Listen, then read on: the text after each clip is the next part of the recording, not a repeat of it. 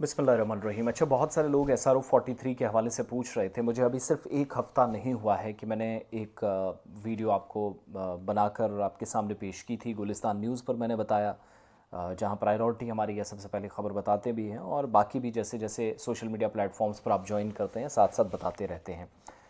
जो latest update था वो मैंने आपके सामने ऑलरेडी रखा और ये मामला हमने हुकूमत के नोटिस में लाया। 2 दिन पहले उस वीडियो के बनने के बाद हमने गुलिस्तान न्यूज़ पर दोबारा टेलीविज़न पर चलाई, इसलिए क्योंकि बहुत सारे लोगों ने फ़ोन किए, मैसेजेस किए।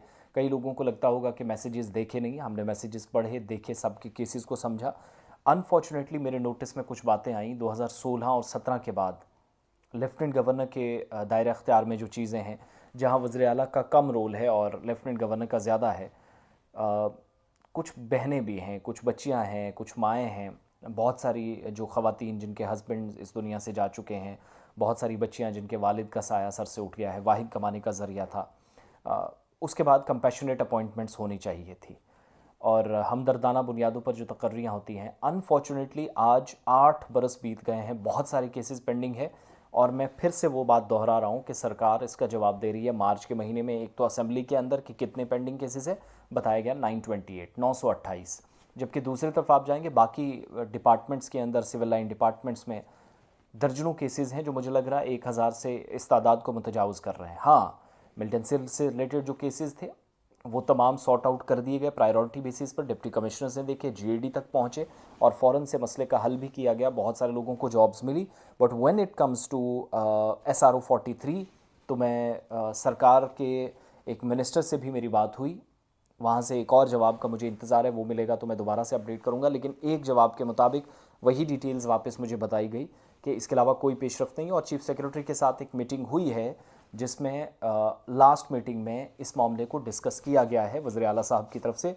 तो एक ये लेटेस्ट इनपुट जो मेरे पास आया है।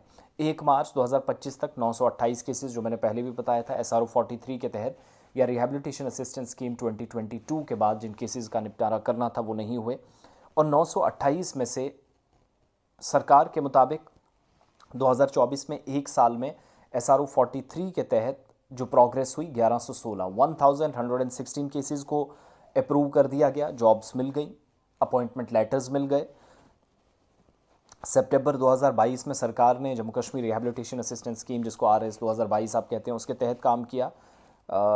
ये जो प्रोविज़न था SRO 43, उसको सुपरसीड करने का भी एक तरीकाकार था। और उसके बाद पेंडिंग केसेस जो अभी भी हैं वो अलग से, ये मुझे नई जानकारी मिली सरकार के एक मंत्री से कि एक 1116 के आसपास जो केसेस हैं जो मैंने नोट करके रखे हैं, जिनको पिछले साल 2024 में निपटाया गया। और स्कीम के तहत अब SRO 43 और RAS 2022 दोनों केसेस को अलग अलग से देखा जा रहा और तमाम महकमों को दोबारा से डायरेक्शन दी गई हैं। और नई बात जो कि चीफ सेक्रेटरी साहब को उमर साहब ने बाज़ाब्ता बुलाकर इसमें डायरेक्शंस दी हैं। तो थोड़ा सा इंतज़ार कीजिएगा।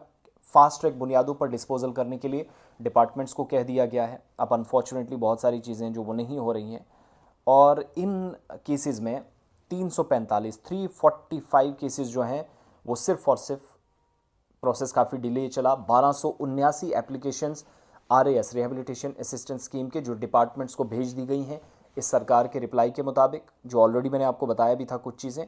345 केसेस जो हैं 928 में से वो एजुकेशन डिपार्टमेंट के हैं। 82 अपना क्या कहते हैं, forest ecology and environment department है। और होम डिपार्टमेंट के भी बहुत ज़्यादा केसेस, 100 प्लस।